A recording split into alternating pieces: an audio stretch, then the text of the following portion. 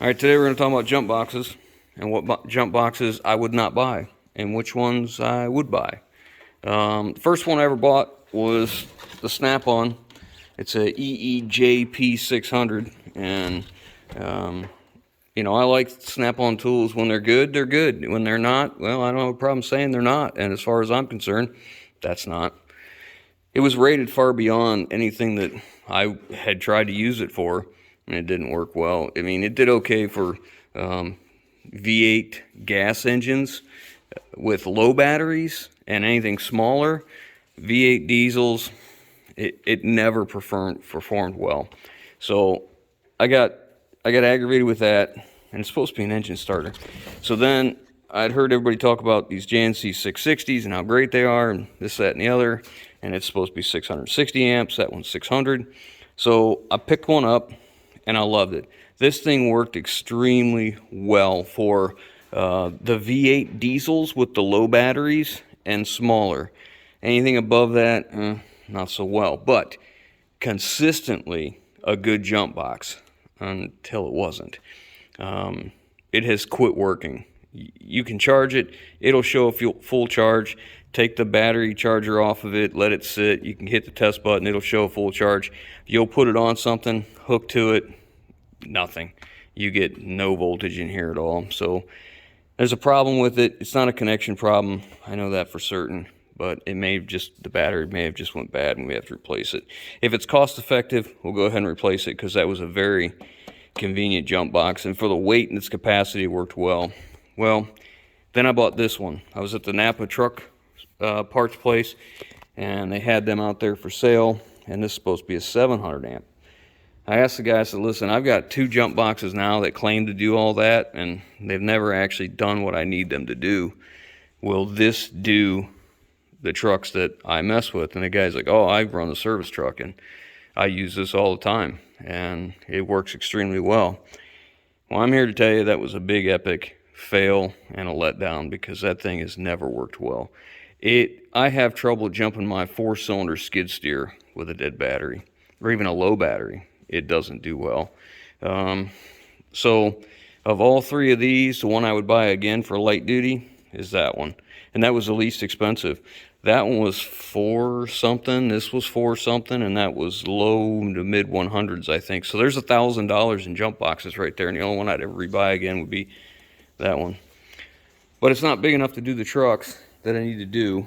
So I did a lot of looking, a lot of talking, a lot of reading, and I found one that I thought it was worth giving a try, and I'm going to show you that one now. I've been using it month and a half, maybe 2 months. I'm not certain at this point, but I've been using it a lot jumping trucks. So far I've jumped, well, let's just get into the video. This sells for just at $1,000 by the time, you know, I paid shipping and tax. It's under $1,000, but not by far. Now it's supposed to be 10,000 amps.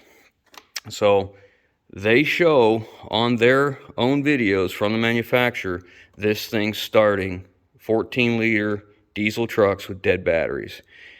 So we're going to give it the test like we would. I've charged it up 100%. So and these tests we're going to use on this are not going to be, they're going to be very straightforward. You see it says 100%. Now this is only a 12-volt jump pack. It's obviously not a lead cell battery or gel cell battery, but we're going to try it. I'm going to shut it off here. We're going to try this on the first truck. Well, we're going to go small. We're going to start right now with my skid steer. My skid steer has a completely dead battery. It needs to be replaced. It will not hold a charge, and it's dead. Will not crank. That's the first thing we're going to start with this. I believe it's a 4-cylinder. It's a John Deere 318D. So we're going to go try and start that with it.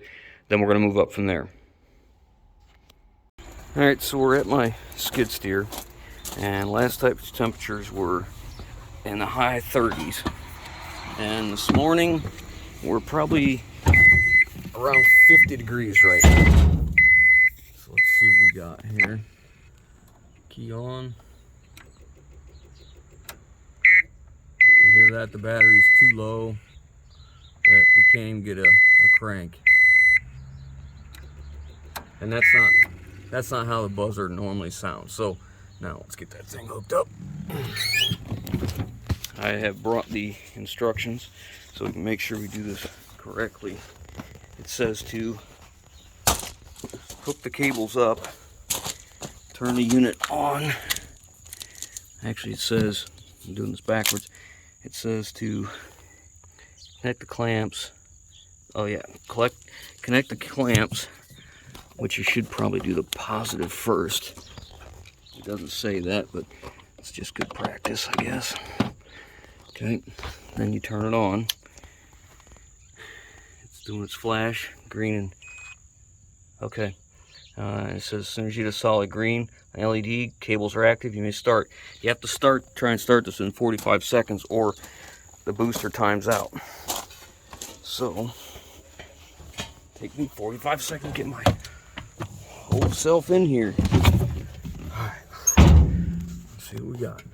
Key on, that'll initiate a load. No timer.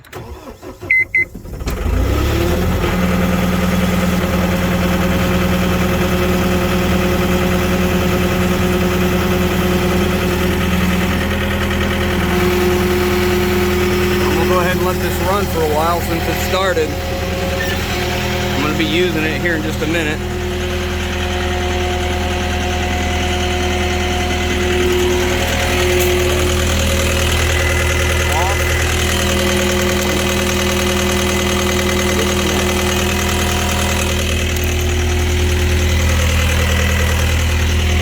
Okay, now we're going to go on to the second one. So many of you will still hear my skid steer run in the background. Some of you have seen the video of I bought this truck, and it has engine coolant in the engine oil. And this is kind of controversial, but I turn a key on, we get nothing. I mean, it's deader than 4 o'clock. So I'd like to start this to see how the engine runs and if a transmission will move forward and back. Now it's a little bit controversial because, one, I got the drive shaft out. First, we'll just see if it'll start. All right, one thing is, when you have coolant going into the oil, it's a very good possibility it's sitting on top of a piston. So we could do more damage to the engine by trying to start it if there is coolant in the cylinder. At this point, I believe the damage is done, so we're just going to try and start it. So this is 7.6 liter International DT466. It has 3 batteries in here that are completely dead. All the connections are good and tight. I tried that earlier just to make sure that it wasn't a connection issue, or an ECM disconnected or whatever. But we're gonna put it on. Again, I'm not gonna cut the video. I just wanna do this like this if we can. Well, I'll tell you, that's a problem. These leads could definitely be longer. If they brought the leads out of the top, that would have been helpful, but there's no way for me to do this. I have to set it up in here. I know the video is going to be awful, but understand I'm doing this so that everyone can see that there's no funny business going on, because there's nothing I hate more. Ooh, that would have been bad. Nothing I hate more is when people try to buffalo you into making you think something's better than it is, or performs better than it does. Okay, we got our green light. Now you can hear the truck coming to life. What we want to see is the transmission's in neutral. Foot on the brake, which we don't have any air, but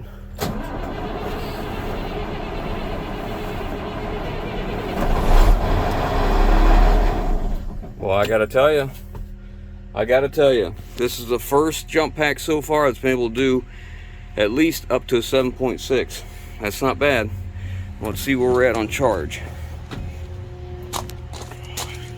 Let's see. E6. I don't have to look up, see what that means. We disconnect here.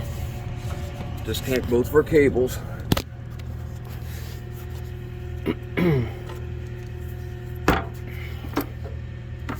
Shut this off. Turn it back on. Let's see. I think we're still at 100%. Not bad. Not bad at all.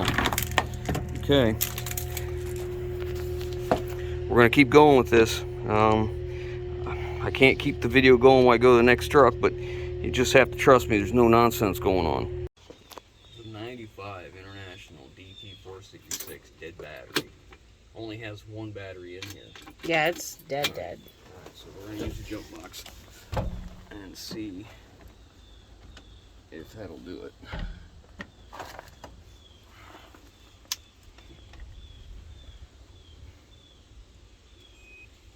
There, 6. You got the key on? No. Turn it on.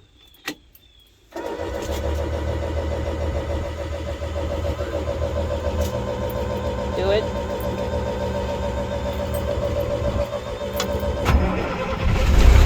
Wow. That's impressive.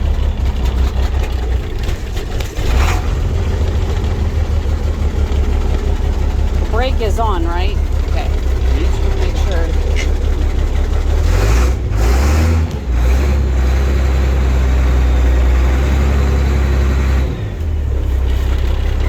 You want to... Alright, try it again.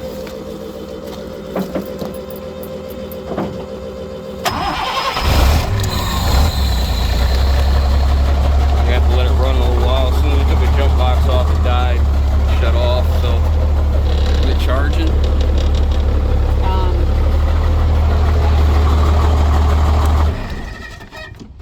Apparently not. It's not charging. Crank it again.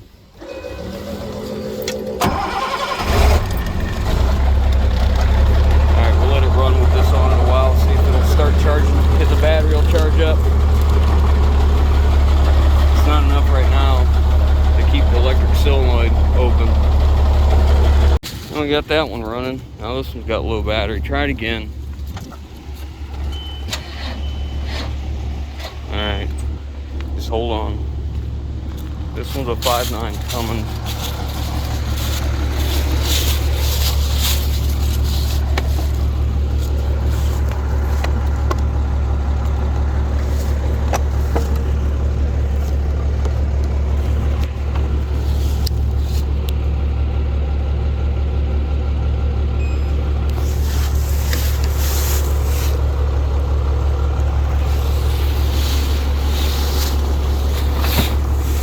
Try it.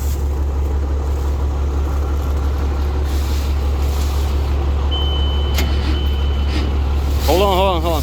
I see the problem. The terminals are loose. What? The terminals are loose. Oh, that makes sense, because sometimes... Yeah, this thing's never given me trouble starting. See it smoking here, like somebody was going to take my batteries. Tighten them up. Wait for the green 8. There we go. You got 45 seconds. You gotta be kind of quick because this has glow plugs that have to be heated up. On. See how much brighter the light is now. This truck needs glow plugs, so this isn't easy on a jumper.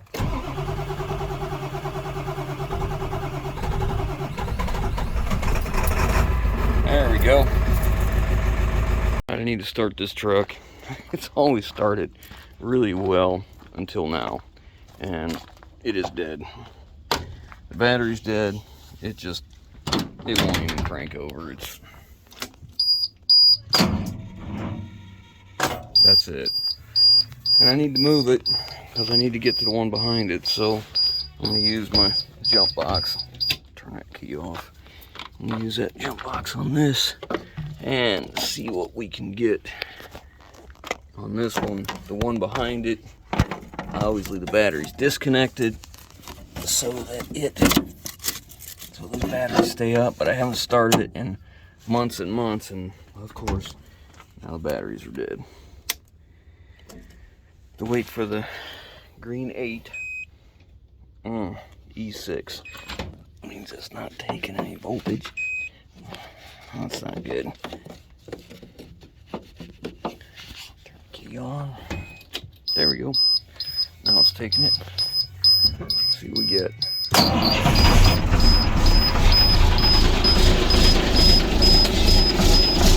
We tried yesterday with jumper cables on two different vehicles and couldn't get it to start. Couldn't even get it to crank.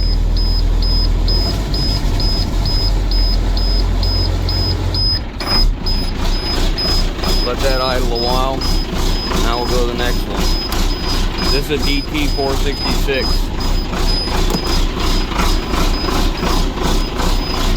Apparently I need to hold the throttle a little while. Alright, we'll go to the next one now. Alright, this is the next one. 92 International. It's a 92. I can't remember what year it is, but it's a ISM Cummins 10 liter, I think is what they are. Nothing. This one's got 4 bat trays. We tried yesterday on this as well. We got nothing. Let's see what we can get now. And it's 30 some degrees today. Low 30s.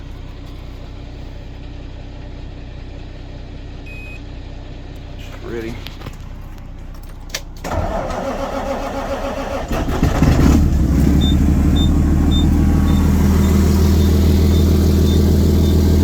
You can't argue with that. The more I use this thing, the more I like it. I've had it for 2 months now, and never ever leaves me disappointed. It's a lot of money for me, but I think it's worth it.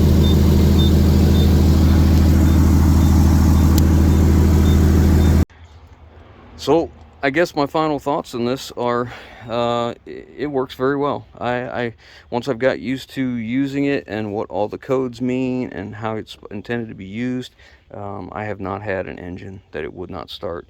The biggest being a 14 liter. That 14 liter Detroit, I cut the frame right at the back of the engine. There's no batteries in the truck at all, nothing, just 2 battery leads coming out. I hooked it to it just to see if it would turn the motor over. It did.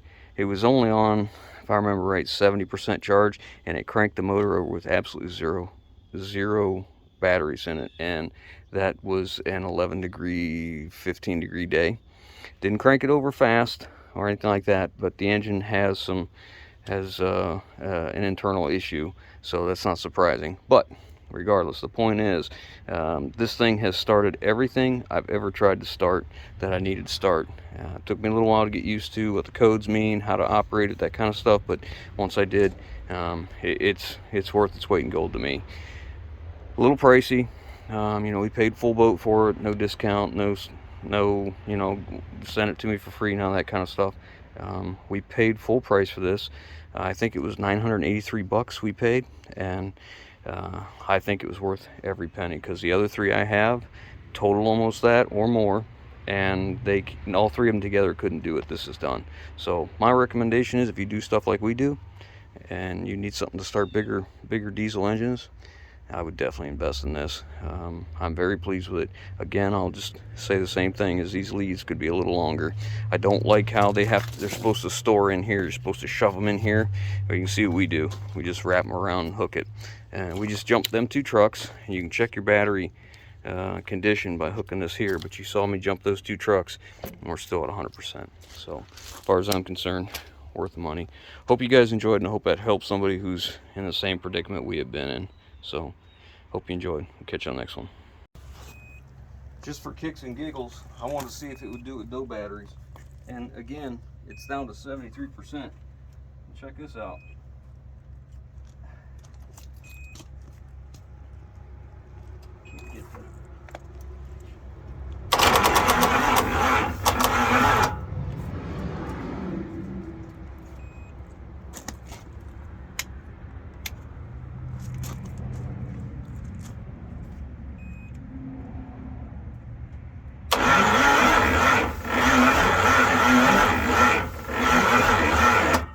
That's with no battery whatsoever. I'll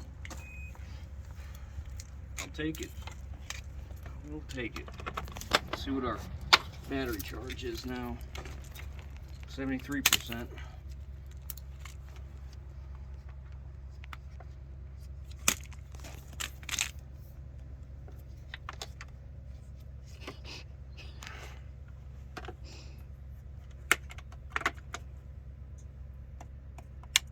She is.